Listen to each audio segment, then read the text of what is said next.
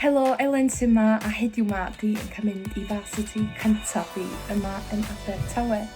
Dwi'n wir yn edrych ymlaen am y diwrnod llawn dop o chwaraeon gwahanol yn gystadlu yn erbyn Caerdydd.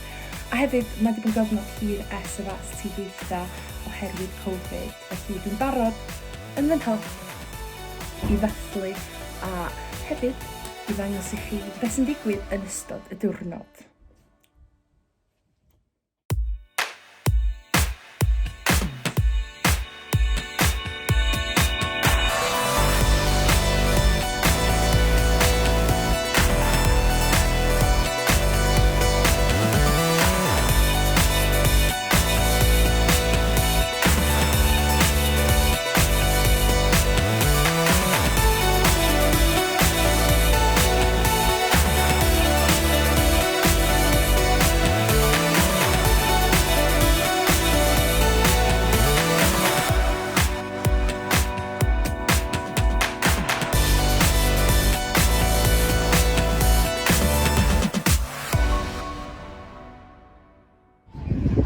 Yma am Varsity ers 3 blynedd oherwydd Covid. Diwrnod braf, lot o pobl yma, pawb yn joio.